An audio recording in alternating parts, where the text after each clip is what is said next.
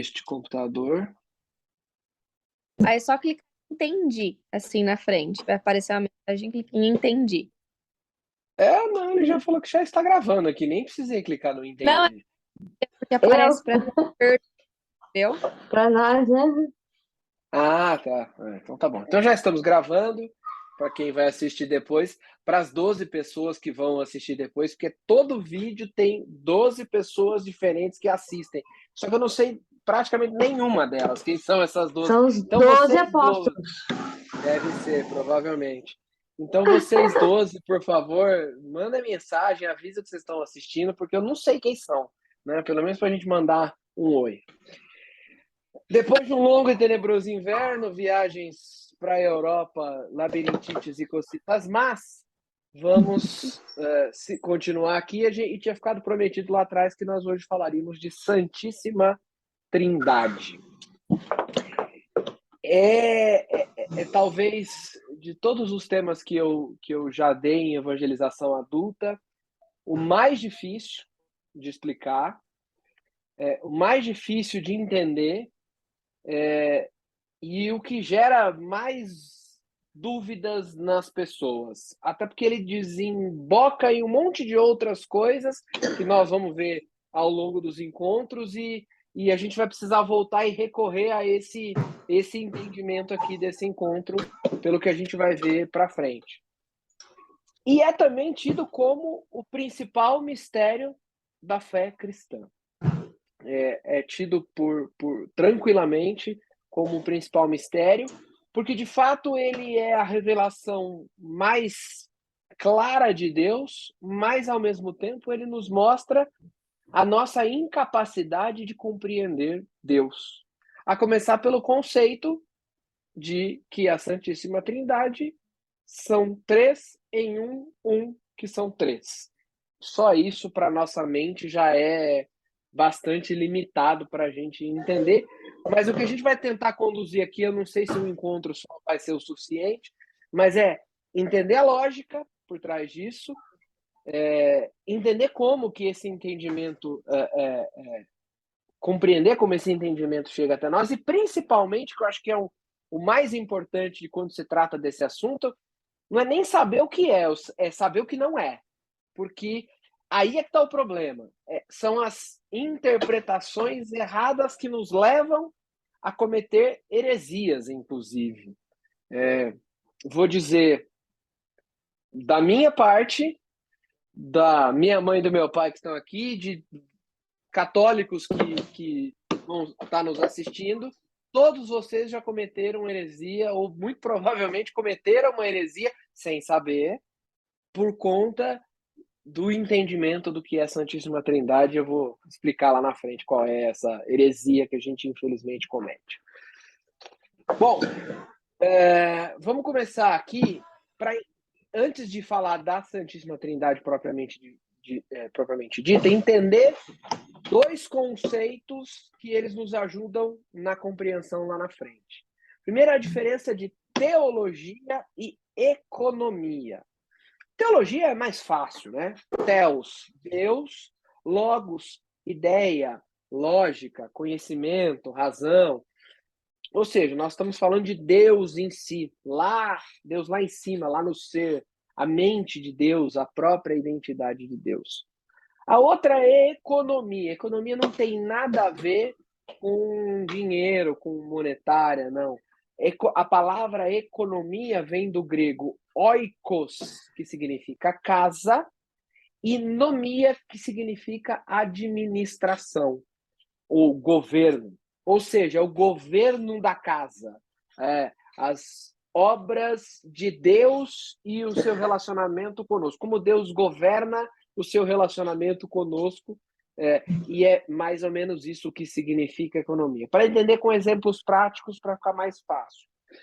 Quando a gente fala de vinda de Cristo, parousia, de dilúvio, de profetas, do exílio do povo na Babilônia, da criação do mundo, tudo isso é economia. Por quê? Porque é a obra de Deus aqui.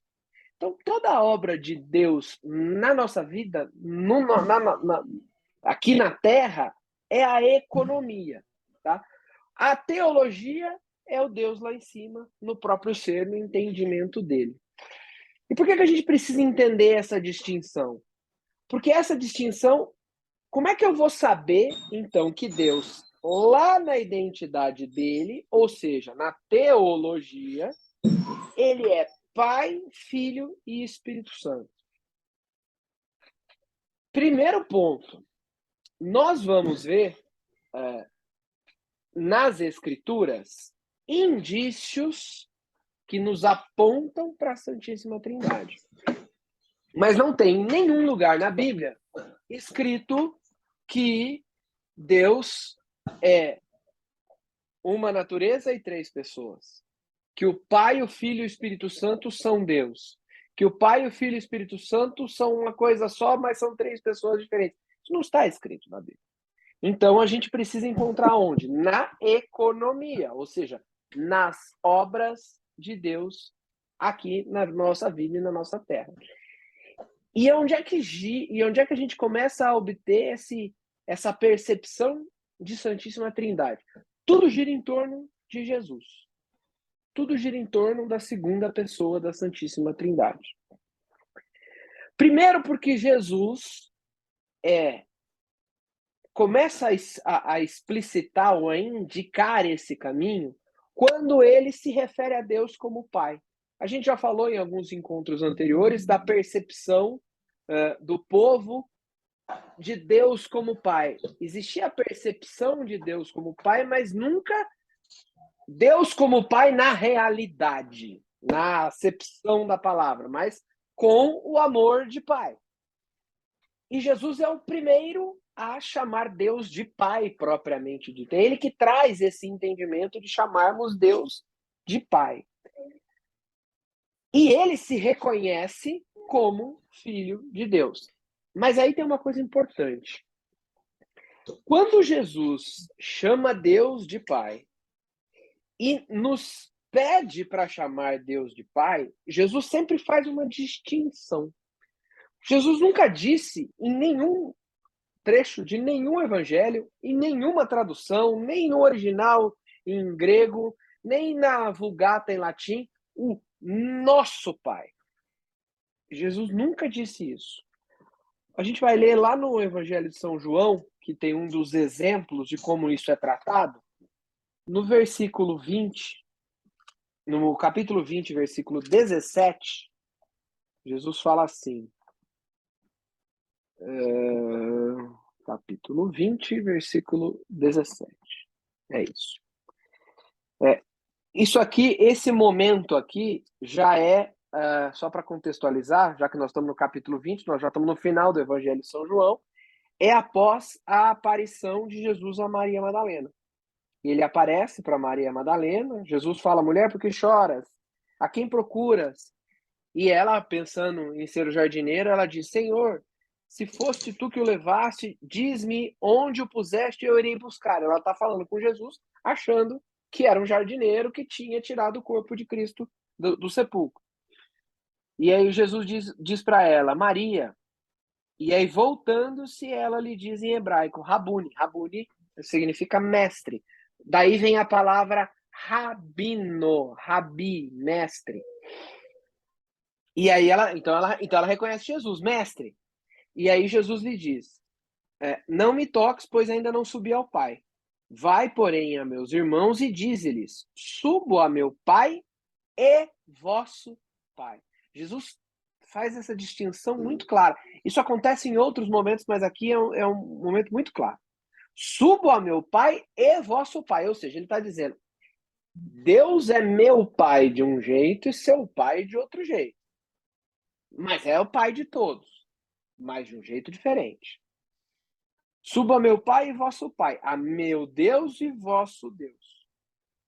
E aí a Madalena sai e vai anunciar aos discípulos, dizendo que tinha visto Jesus.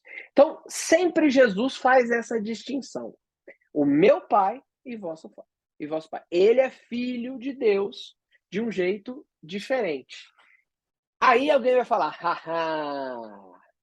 E quando Jesus ensina pra gente o Pai Nosso? Então vamos lá ver onde é que quando Jesus ensina o Pai nosso.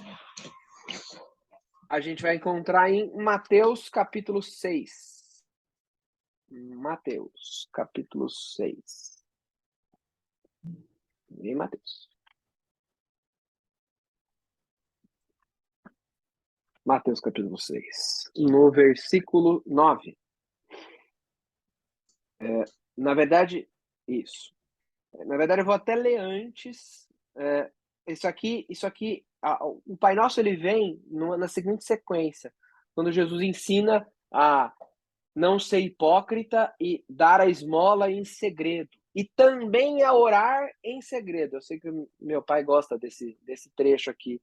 Jesus diz assim: quando orardes, não sejais como os hipócritas, porque eles gostam de fazer oração, pondo-se em pé em sinagogas e nas esquinas, a fim de serem vistos pelos homens. Em verdade vos digo, já receberam sua recompensa. Tu, porém, quando orardes, essa fala pro Padre Limeira, tá, pai? Tu, porém, quando orardes, entra no teu quarto e, fechando tua porta, ora a teu pai que está lá no segredo. E teu pai que vê no segredo te recompensará. E aí Jesus vai ensinar o Pai Nosso. E ele fala assim: nas vossas orações, não... Isso aqui a gente já falou, vamos mais pra frente. Nas vossas orações, não useis de vãs repetições como os gentios, porque imaginam que é pelo palavreado excessivo que serão ouvidos. Não sejais como eles, porque vosso Pai sabe do que tendes necessidade antes de lhe pedirdes. Portanto, orai desta maneira. Então, Jesus está dizendo, vocês orai dessa maneira. Então, nós, todos, dizemos Pai Nosso. Mas Jesus não diz Pai Nosso. Jesus não ora a Deus dizendo Pai Nosso. Ele diz meu Pai. Então aí fica muito claro essa distinção. Bom, o primeiro passo já foi dado. Fica fácil de entender essa primeira relação de Deus como Pai e Jesus, o Filho do Pai. Pois bem. Posso fazer a pergunta? Pode, sempre. Nesse caso, a distinção seria: ele, Deus, é seu pai, ele, Deus, é meu pai, porém, eu não sou seu irmão. De certa forma, sim. Né? No final das contas, porque no final das contas, como é que a gente completa essa distinção? Fiquei com fome. A gente completa essa distinção. Não, pode deixar, não tem problema. Nós somos filhos de Deus, não do mesmo jeito que Jesus é. Jesus é o filho legítimo de Deus. Jesus é o filho direto de Deus. Como você, Gabi, é filha do Rael. Ponto. Agora, o Rael poderia adotar alguém. E essa pessoa seria filha do Rael também. Mas não é filho do mesmo jeito. Porque quem é só a gente voltar a entender como é a concepção de Jesus. É o Espírito Santo que vai até Nossa Senhora e a partir dali ocorre a concepção. Nós não somos frutos do Espírito Santo. Eu sou fruto do Jaime, você é fruto do Rael, meu pai é fruto do Delmário, seu pai é fruto do Emídio. Essa é a diferença. Então é aí que a gente encontra uma forma mais prática de entender essa distinção entre as paternidades, vamos assim dizer, porque de fato são paternidades. Então Jesus é nosso irmão? De certa forma, sim, por adoção, pela graça, mas não diretamente. É isso mesmo. Então, na essência que você falou, está corretíssimo. Bom, aí tem a segunda questão. Jesus chamando Deus de Pai. Aí tem o entendimento de Jesus como filho. E aí, de novo, nós voltamos. Eu não sei se eu já falei dessa parte aqui. Se já falei, repito. Às vezes alguém não ouviu o encontro anterior, então também vale. Jesus não é filho de Deus, como todos nós somos. Jesus é o Filho de Deus. E aí é que a gente encontra na profissão de fé de São Pedro, que é ali onde São Pedro se mostra diferente, vamos dizer assim, onde ele traz talvez a segunda mais perfeita profissão de fé, que é quando ele diz, os apóstolos vêm a Jesus e fala, mestre, não, Jesus pergunta para eles, quem o povo diz que eu sou? E aí os apóstolos falam, uns dizem que és João Batista, que és Elias, um dos profetas, e vós, quem dizeis que eu sou? E aí Simão Pedro diz, tu és o Messias, o Filho do Deus vivo.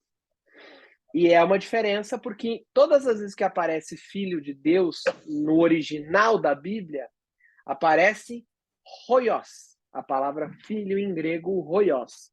Neste trecho, na profissão de fé de São Mateus, de São Pedro, que aparece mais bem colocado em São Mateus, Jesus é descrito ali nas palavras de São Pedro como hoios, o Filho de Deus. Ou seja, artigo definido, mostrando que não é um filho qualquer. Então ali e Jesus diz, tu o diz. Só para não ficar curiosidade, eu disse que essa é talvez a segunda mais importante profissão de fé. A primeira e mais importante profissão de fé, sem abrir uma digressão muito grande, é de São Tomé, quando Jesus aparece depois de já ter ressuscitado. E São Tomé leva a fama de não ter fé, de ser a pessoa que não tem fé, né? Porque ele só acreditou quando Jesus viu. Mas tá errado. Não é que tá errado. É injusto com São Tomé, porque não vamos entrar em profundidade, mas ele é a pessoa que demonstra ter mais fé. Porque uma coisa é ter encontrado Jesus e ter descoberto que ele ressuscitou. Para São Tomé não era um grande negócio ele ter ressuscitado. Os apóstolos viram, por exemplo, Jesus ressuscitar Lázaro, ressuscitar a filha do soldado romano, que vira para ela e fala Talita cum, né? Filha, levante-se. Então ele já tinha visto pessoas ressuscitadas. Então a dúvida ali de São Tomé não era uma grande dúvida. E aí por que a profissão de fé dele é a maior? Quando ele toca ao lado de Jesus e vê que Jesus que é de fato Jesus que está ali, e ele fala, meu Senhor e meu Deus. Por isso que é a maior profissão de fé. Porque Pedro reconhece Jesus como Messias, o Filho de Deus. São Tomé vai além. Ele reconhece Jesus como Senhor e Deus. Por isso, essa é a maior profissão de fé de todas, e a gente fica falando que o São Tomé era o sem fé. Pelo contrário, ele era o que mais tinha fé, porque ele conseguiu dar o salto da ressurreição para entender que Jesus era Deus. É um salto muito maior e exige-se uma fé muito maior. Desculpa a digressão, voltando. Entendemos, então, como que a gente vê um indício de Jesus chamando Deus de Pai, e aonde a gente encontra Jesus como Filho de Deus. Mas aí está faltando alguma coisa. E esse que está faltando, a gente vai encontrar mais claramente os indícios no Evangelho de São João. E aí eu vou ler alguns trechos. Eu acabei optando por ler o trecho inteiro, porque eu acho que ele é muito rico. O que tem aqui, não a primeira parte, mas a segunda principalmente. Oi? Eu vou ler a segunda parte aqui, que é bastante importante para isso aqui que a gente vai entender. Está lá em João, no capítulo 10, a partir do versículo 22, tá? Quando que é isso aqui? É exatamente muito próximo da decisão dos fariseus, dos rabinos, dos judeus, de matarem Jesus. Houve então a festa da dedicação em Jerusalém. Era inverno. Jesus andava pelo templo sob o pórtico de Salomão. Os judeus então o rodearam e lhe disseram: até quando nos manterás em suspenso? Se és o Cristo, dize-nos abertamente. É engraçado isso, porque no final das contas, a crucificação de Jesus, apesar de tentarem colocar que foi uma obra política, que é porque Jesus teria, assim, surgido contra o Império Romano, não é verdade. Aqui é que está o problema. Se és o Cristo, dize-nos abertamente.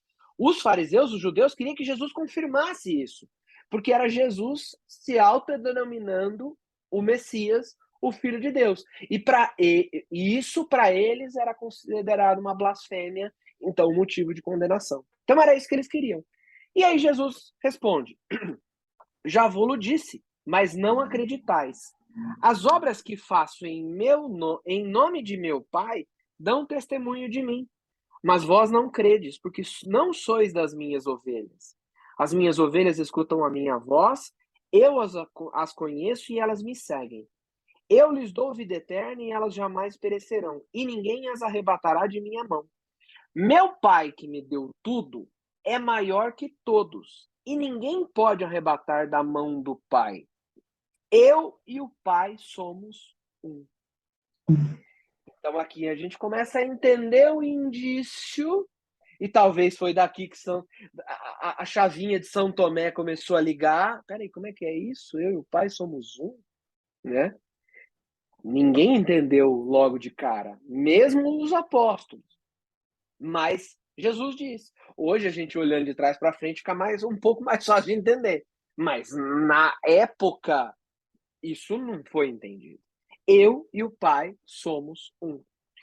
Os judeus outra vez apanharam pedras para apedrejá-lo. Jesus então lhes disse: eu vos mostrei inúmeras boas obras vindo do Pai. Por qual delas quereis lapidar-me? Os judeus lhes responderam: não te lapidamos por causa de uma obra boa, mas por blasfêmia, porque sendo apenas homem, tu te fazes Deus. Então, o próprio mistério da Santíssima Trindade é a causa de certa forma, da crucificação de Cristo. Jesus lhe respondeu: não está escrito em vossa lei, eu disse, sois deuses?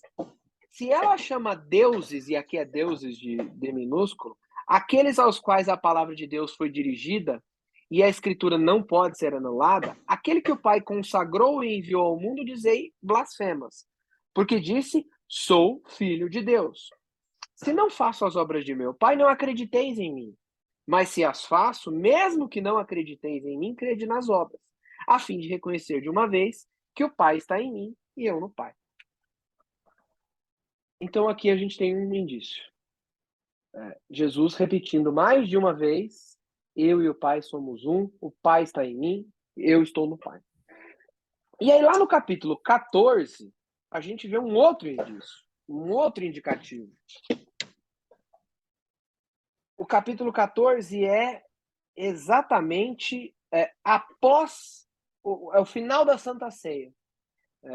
Essa oração, essa despedida de Jesus, ela é muito profunda, tem muito ensinamento, tem muita coisa importante. Por isso também que eu vou ler um trecho um pouco longo aqui, porque tem muita coisa legal. Mas é na despedida, é a hora que Jesus fala, anuncia a traição de Judas, Judas sai, e aí Jesus começa essa despedida. E num dado momento ele diz assim: cesse de perturbar-se o vosso coração. Credes em mim, credes em Deus, credes também em mim.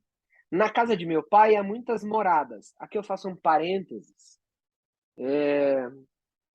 De uma das razões pelas quais, quando nós rezamos o Pai Nosso, o jeito certo de rezar o Pai Nosso, no começo, é Pai Nosso que estais nos céus. Não é Pai Nosso que estais no céu. Uma das primeiro, porque se você pegar no original, no Pai Nosso, que é mais bem descrito, que é no Evangelho de São Mateus, está escrito, estás nos céus. Então é Pai Nosso que estás nos céus, e não no céu. E um dos entendimentos, que eu não sei qual santo que depois falou, eu acho que foi São Tomás de Aquino, mas não tenho certeza, ele linka exatamente esse trecho na casa de meu pai há muitas moradas, com o Pai Nosso que estás nos céus. Agora, o que isso significa daí para diante é um mistério que, se Deus quiser, um dia a gente vai entender. Se não fosse assim, eu vos teria dito, pois vou preparar-vos um lugar, e quando for e vos tiver preparado lugar, virei novamente e vos levarei comigo. Virei novamente e vos levarei comigo, a fim de que, onde eu estiver, estejais vós também. E para onde vou, conheceis o caminho. Tomé lhe disse: Senhor, não sabemos onde vais, como podemos conhecer o caminho? E aí vem a famosa frase: Eu sou o caminho, a verdade e a vida. Isso aqui dá um ano de. Só essa frase dá um ano de curso, se a gente quisesse fazer. Ninguém vem ao Pai senão por mim. Se me conheceis, também conhecereis meu Pai. Desde agora o conheceis e o vistes. Então Jesus está mostrando nesse momento, a dualidade, não a trindade ainda. Filipe lhe diz: Senhor, mostra-nos o Pai e isso nos basta. Aí Jesus perde a paciência. Há tanto tempo estou convosco e tu não me conheces, Filipe? Quem me vê o Pai. Como podes dizer, mostra-nos o Pai? Não crês que estou no Pai e o Pai está em mim? As palavras que vos digo, não as digo por mim mesmo, mas o Pai que permanece em mim realiza suas obras. Crede-me, eu estou no Pai e o Pai em mim. Crede ao menos por causa dessas obras. Em verdade vos digo, quem crê em mim fará as obras que faço e fará até maiores do que elas, porque vou para o Pai. E o que pedires em meu nome, isso aqui é outro trecho interessantíssimo, por isso que toda vez que a gente vai fazer uma oração, eu esqueço, todos esquecemos, mas devemos sempre terminar em nome de Jesus, porque está aqui. O que pedires em meu nome, eu o farei a fim de que o Pai seja glorificado no Filho. Então, a melhor forma de encerrarmos uma oração é sempre pedirmos em nome de Jesus. E aí a gente começa a desvendar aquela outra pergunta, mas espera aí, quando eu vou rezar, eu rezo para quem? Para o Pai, para o Filho ou para o Espírito Santo? A gente já sabe um pedacinho. Seja para quem for, em nome de Jesus. E se me pedirdes algo em meu nome, eu o farei. Se me amais, observareis meus mandamentos. Nós vamos voltar a essa frase aqui, hein? Quando a gente for falar de 10 mandamentos, nós vamos repetir essa frase 200 vezes. Se me amais, observareis meus mandamentos. Porque a hora que a gente começa a estudar os 10 mandamentos mais profundamente, a gente descobre que a gente não cumpre praticamente nenhum. Mas enfim, vamos lá. E rogarei ao Pai, e ele vos dará outro Paráclito. Aqui a gente chega onde eu queria nessa segunda parte. Jesus não diz, ele vos dará um Paráclito. Nem diz, vos dará o Paráclito. Ele diz, vos dará outro Paráclito. Por que ele diz, vos dará outro Paráclito? Porque ele é um. O que é Paráclito? Paráclito, acho que já falei aqui, se não falei, repito, significa defensor, advogado. E quem é o primeiro defensor, advogado, primeiro Paráclito? É o próprio Jesus. Quem é o outro? Vamos seguir. Para que convosco permaneça para sempre o Espírito da verdade. Então aqui a gente encontra um indício de quem é o outro Paráclito, o Espírito da verdade, que o mundo não pode acolher porque não o vê nem o conhece. Vós o conheceis porque permanece convosco e em vós será. Não vos deixarei órfãos, eu virei a vós. Repara que Jesus está falando que vem um outro Paráclito, mas é ele que vem. Então ele, de certa forma, também está dando indícios de que ele é um Paráclito, mas ele pode ser um outro Paráclito também, de uma certa forma. Ainda um pouco e o mundo não mais me verá. Mas vós me vereis, porque vivo e vós vivereis. Nesse dia compreendereis que estou em meu Pai, e vós em mim e eu em vós. Aqui tem um outro grande mistério da Santíssima Trindade. Jesus, por que Jesus veio? Lembra que a gente comentou em algum dos encontros se a vinda de Jesus era Deus fazendo uma gambiarra para consertar o curso da história, porque estava tudo indo para o quiabo? Não, né? Sempre planejado desde o começo. Mas, na verdade, Jesus aqui é aquele que vem para que nós possamos ir ao Pai. Porque nós não conseguimos ir direto ao Pai. Mas, como Jesus está no Pai, nós vamos no Pai. É o que ele diz aqui. Compreendereis que eu estou em meu Pai, e vós em mim. Então, é estando em Cristo que nós estamos no Pai. De novo, precisa do conceito da Santíssima Trindade. Quem tem meus mandamentos e os observa é quem me ama. E quem me ama será amado por meu Pai. Eu o amarei e me manifestarei nele. Eu vou pular alguns versículos aqui, só para chegar onde eu quero aqui. Quem não me ama não guarda minhas palavras. A minha palavra não é minha, mas do Pai que me enviou. Essas coisas vos disse estando entre vós. Mas o Paráclito, agora nós vamos saber quem é o outro Paráclito.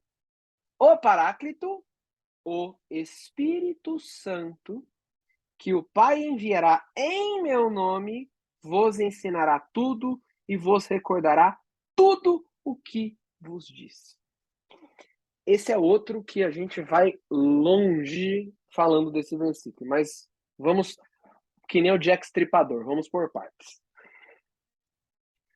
Aqui nós entendemos quem é o outro Paráclito, o Espírito Santo. Então Jesus é um Paráclito, o Espírito Santo é outro. Ele é o advogado. O que é o advogado? O que o advogado faz para o seu cliente, dentre outras coisas? Ele diz ao cliente o que o cliente tem que falar quando o cliente está no tribunal. E é por isso que num outro momento Jesus fala para os seus discípulos, ele diz aqui, ó, não, na verdade não está nesse ponto, está num outro ponto que ele também volta a esse tema. Jesus fala assim: quando estiverdes nos tribunais, não vos preocupeis, porque o Paráclito, ou seja, o Espírito Santo, vô-lo dirá o que vocês vão dizer. Não vos prepareis, porque quem vai dizer é o Espírito Santo. Por isso esse conceito do advogado, na hora do tribunal, é ele que diz pra gente. Então, é aqui também que a gente entende a tradição. Lembra que nós falamos de sagrada tradição lá atrás? De que os ensinamentos foram passados para os sucessores dos apóstolos? É aqui que a gente busca esse entendimento. Porque é o Espírito Santo que Jesus enviou e prometeu que enviaria. O Paráclito, o Espírito Santo que o Pai enviará em meu nome, vos ensinará tudo e vos recordará tudo que vos disse. E lembra que nós lemos que no final do Evangelho de São João, da carta de São João, não, do Evangelho de São João fala: nós não dissemos, não está escrito aqui está escrito aqui só uma pequena parte do que Jesus nos disse. Porque se fôssemos escrever tudo o que ele disse e fez, não caberiam livros do mundo. Então Jesus fala aqui: vos recordará tudo o que vos disse. Então, essas outras coisas que não estão escritas, mas que nós sabemos que elas vêm desse contexto, do Espírito Santo enviado pelo Pai em nome de Jesus, para vos recordar, ou seja, os apóstolos e os seus sucessores. Então é daí que vem a nossa fé de que quando a igreja chega a uma conclusão, a um entendimento, nós cremos que esse entendimento vem por meio do Espírito Santo, porque é a sequência dessa sucessão do que Cristo falou para os apóstolos. E Jesus disse, em outro trecho também, que eu estarei convosco até o fim. E quando é o fim? É o fim dos tempos. Então ele não ia estar conosco só até o ano 100, que é quando o apóstolo São João morre, e depois ele, agora vocês se viram aí, eu não vou estar mais. Não, é até o fim. É até o fim de tudo. Então vem esse entendimento de que tem um Paráclito, que é Jesus, e o outro Paráclito, que é o Espírito Santo.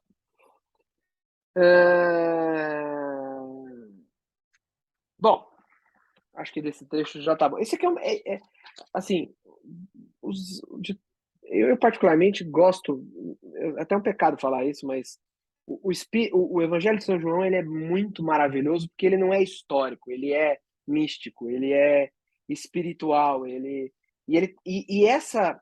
essas lições sobre como Jesus atua na nossa vida, como o Paráclito vem, como o Espírito Santo vem, o que ele age em nós, até quando isso vai acontecer, são vários capítulos. É o capítulo 14, o capítulo 15, o capítulo 16.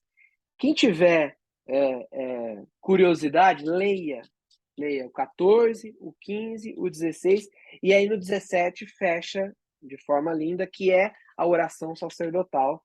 É a hora que Jesus fala: Pai, chegou a hora, glorifica teu filho para que teu filho te glorifique. E aí ele faz uma oração toda linda. Eu nem vou ler, porque senão eu me emociono e começo a chorar aqui lendo essa oração, porque eu acho ela espetacular. Voltando. Então, nós já entendemos que tem 3 aí nessa história. Tem o Pai, tem um Paráclito que é o Filho, e tem um outro Paráclito que é o Espírito Santo. Agora, vou repisar mais uma vez e vou fazê-lo outras vezes. Agora a gente consegue ler e chegar a esse entendimento. Mas não é um entendimento, primeiro, nem que os apóstolos tiveram direito, tiveram direito no sentido, tiveram profundamente,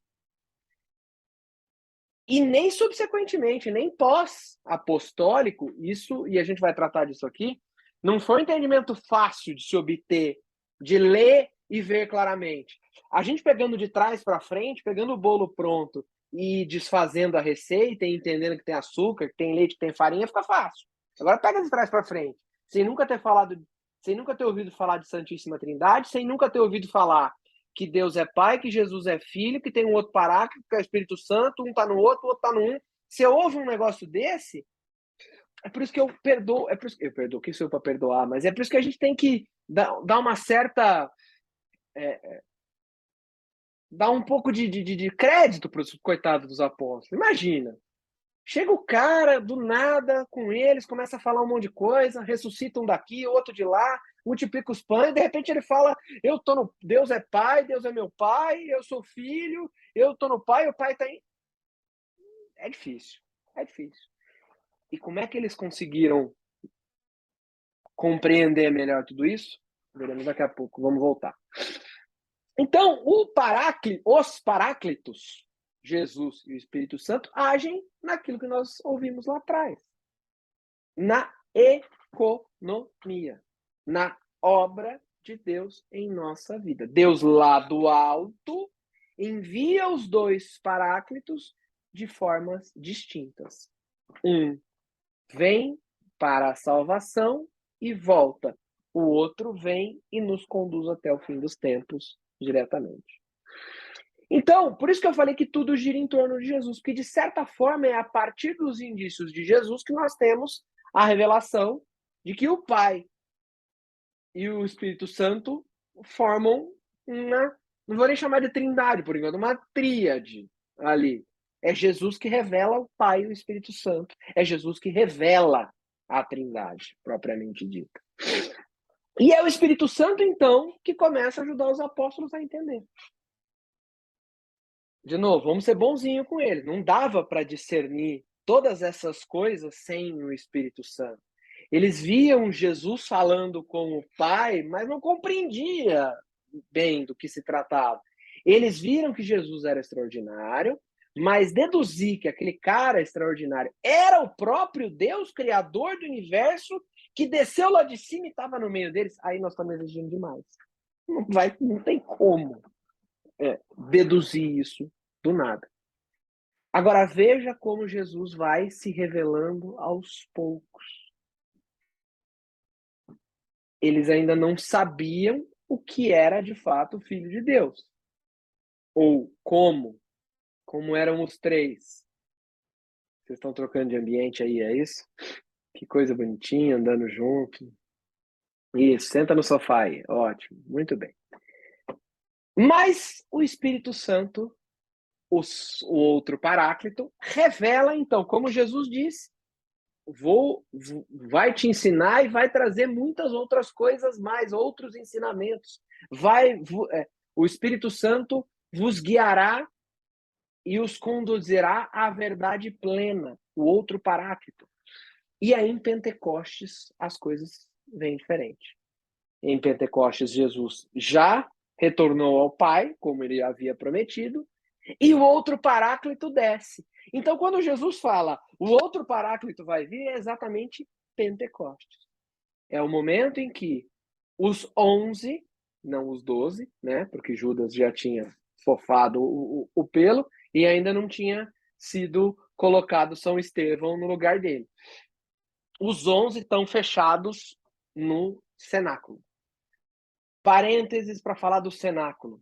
Quem assistiu aquele vídeo do Frei Gilson que eu mandei, viu que o Frei Gilson estava num lugar, tinha um monte de gente naquele lugar, e aí Frei Gilson fala que aquele lugar é o lugar onde foi instituída a Eucaristia. Ou seja, é exatamente o local onde Jesus celebrou a última ceia com os apóstolos. Esse local é o cenáculo, é o mesmo local. O cenáculo que foi o local onde Jesus fez essa reunião com os apóstolos e instituiu a Eucaristia, acredita-se, inclusive, que este local era da família de São Judas Tadeu. São Judas Tadeu é um dos apóstolos. É o outro Judas, que não o Iscariotes. A família de São Judas Tadeu é uma família de posses. Era uma família de posses. Tanto que o Horto das Oliveiras, onde Jesus está na última oração antes de ser capturado, depois de sair do cenáculo na última ceia, a tradição conta que o Horto das Oliveiras era também da família de São Judas Tadeu. Então, eles estão lá. Eles estão lá no cenáculo e ao lado tinha uma plantação de azeite, né, de oliva, de azeitona, né? Por isso o Horto das Oliveiras, que era uma plantação de azeitona. Então, e o cenáculo era um lugar que ficava ali próximo a isso. E depois que Jesus é crucificado, os apóstolos ficam presos ali. Presos não porque trancaram eles se prenderam ali com medo. Por isso que, de novo, nós temos que ser bonzinho com os apóstolos. Hoje é tudo santo, mas na hora que o pau torou lá atrás, foi um para cada canto. O único que ficou nos pés da cruz foi São João. O resto fugiu para tudo quanto é lado. E aí eles se trancaram dentro dessa sala, que é o cenáculo, que é o mesmo lugar da última ceia, que é o local onde vem Pentecostes depois, porque eles estão trancados ali eles ficaram trancados ali desde a morte de Jesus, até Pentecostes. Então eles ficaram 50 dias trancados ali. E aí, 50 dias depois, vem Pentecostes, por isso o nome da festa, Pentecostes, Penta 50, 50 dias depois da Páscoa. Pentecostes não é uma festa cristã, é uma festa judaica, já existia antes de Jesus, inclusive. Eles comemoravam a colheita 50 dias depois da Páscoa. Então essa festa já existia. Ela adquire um outro entendimento depois de Cristo, mas era uma festa que já existia. E aí eles estão ali no cenáculo e acontece Pentecostes. É ali no cenáculo depois que eles continuam se reunindo para fazer aquilo que Jesus havia mandado com que eles fizessem, que era tomar o corpo e beber o sangue de Cristo e fazer isto em memória dele. Por isso que o sonho da minha vida é ir nesse lugar. Porque esse lugar, talvez junto com o Monte Calvário, onde Jesus foi crucificado, e com a Gruta de Belém, que é onde ele nasceu, talvez são os 3 lugares mais importantes da história da humanidade. Onde nasceu o Salvador, onde ele foi crucificado e nos salvou, e onde os seus apóstolos e discípulos receberam a Eucaristia pela primeira vez, receberam o Espírito Santo pela primeira vez, e ali é onde eles começaram a repetir o gesto que Jesus havia mandado que eles repetissem, e que hoje nós chamamos de missa. a primeira missa foi celebrada naquela sala. E ela continuou na igreja que se criava após Cristo, sendo celebrada naquela sala, até que ela começou a ser expandida para outros lugares. Por isso que o cenáculo é um lugar mais do que especial, é por isso que eu mandei aquele vídeo. Quem não viu, volta lá atrás e vê. Quem perdeu o link, me manda depois mensagem que eu mando de novo esse link. Vamos ler então como é que, depois de Pentecostes, como é que os mesmos apóstolos que fugiram, Você que não sabe que entenderam... essa palavra cenáculo é na Hum. minha cabeça desde que eu era criança, muito pequenininha, que o Afonso falava. Quando a gente era cenáculo? pequena, ele falava do cenáculo. Quando nós éramos pequenos, a gente se reunia muito em casa, tudo no quarto ou na sala.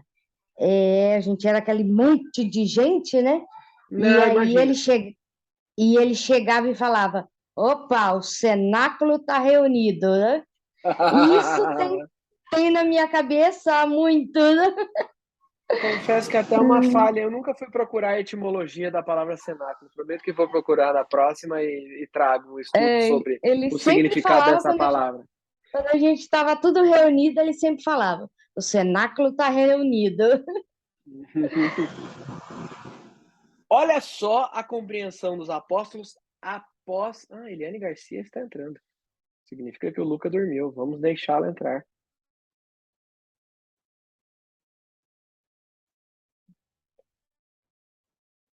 Eu vou esperar ela entrar para a gente seguir.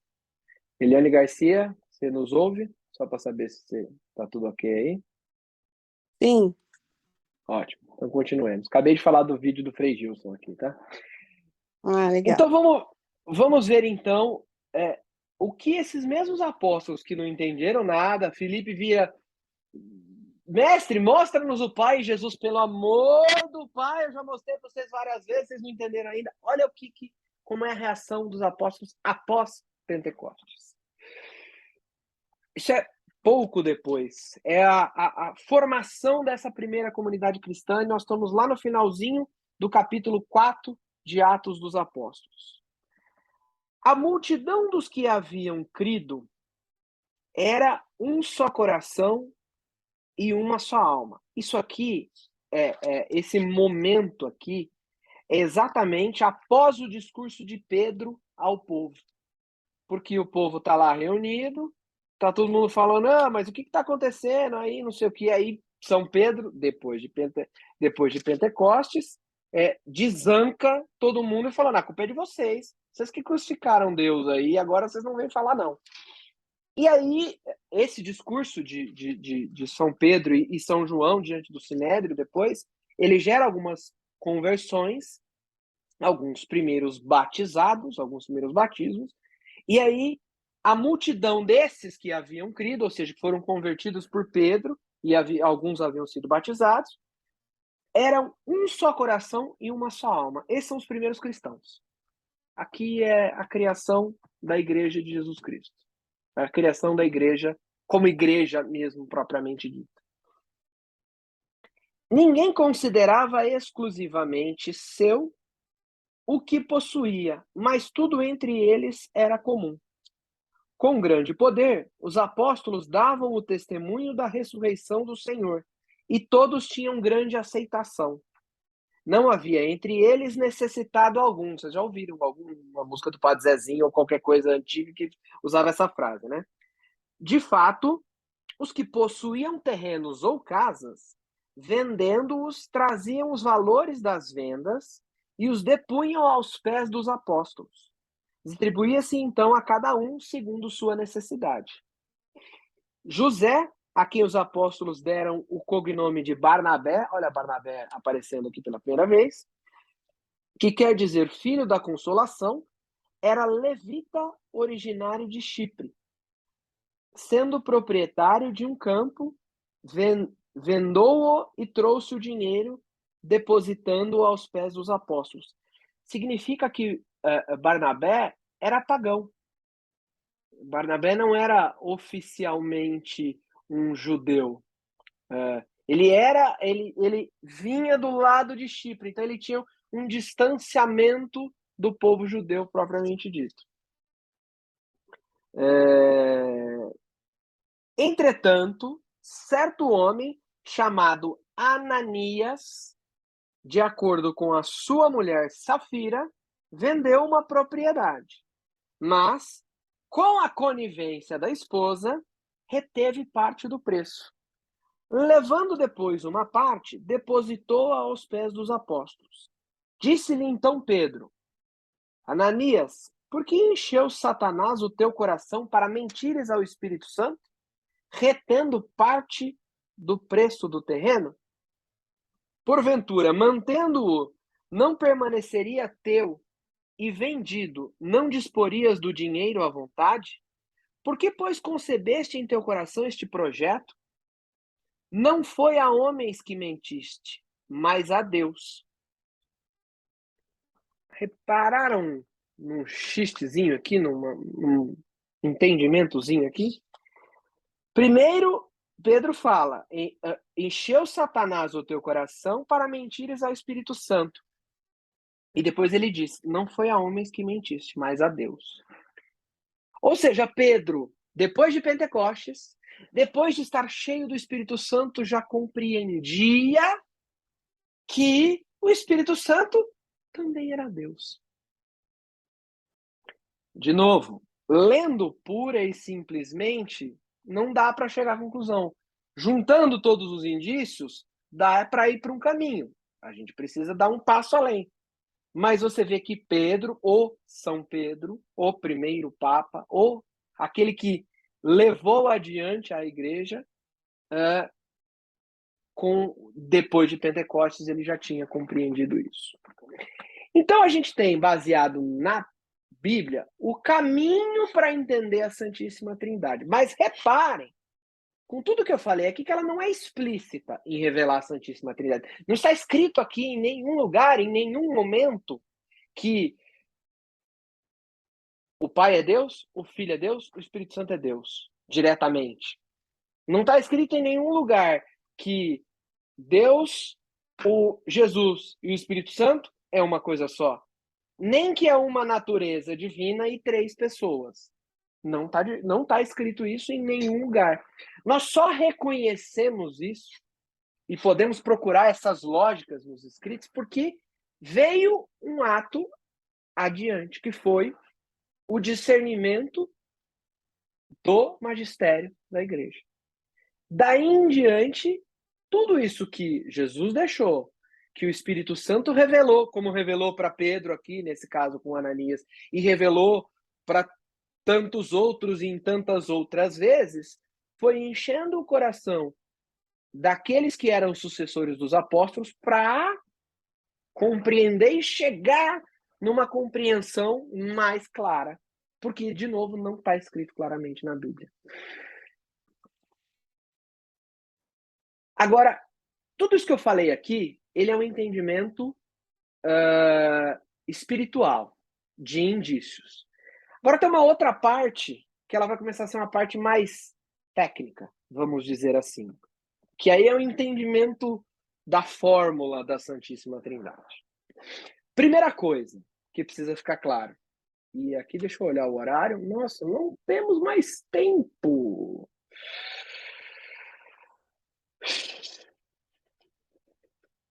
Não temos mais tempo. Não temos mais tempo. Se eu começar isso aqui agora, não dá para parar na metade.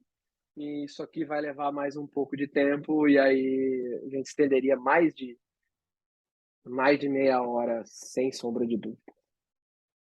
Então, fechamos a primeira parte, tá? Nós encontramos aqui, nas Sagradas Escrituras, os indicativos desse relacionamento do Pai com o Filho e o Espírito Santo.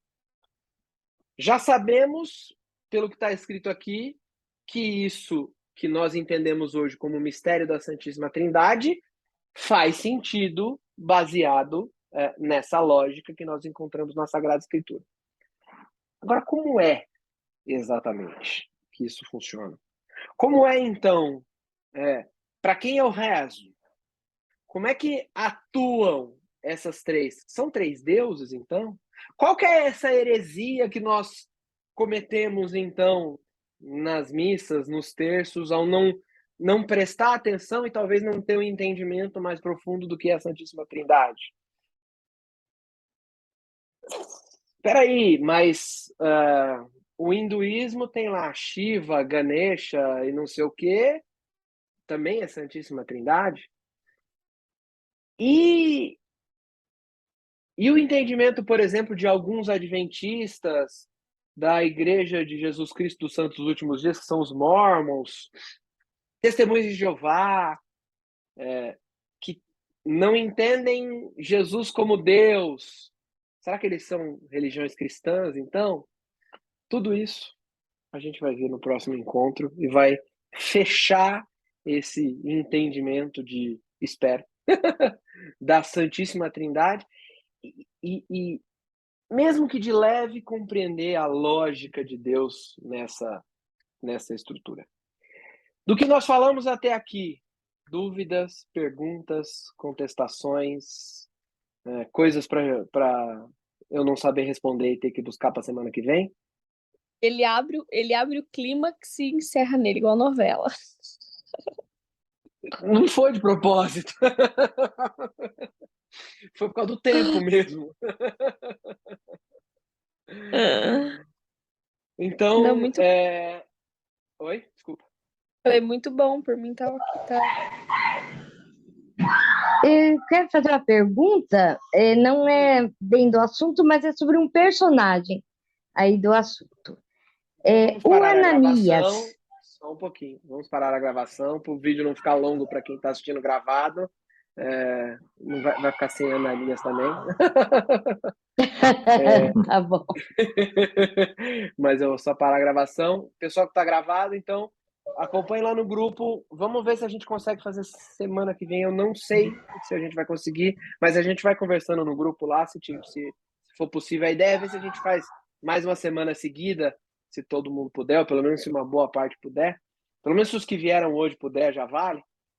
Porque aí a gente não perde esse encadeamento. Até porque semana que vem, se alguém que não assistiu esse primeiro, não dá para entrar no segundo, porque vai faltar um monte de coisa. Então é importante ter também uma sequência para a gente poder completar. Tá bom?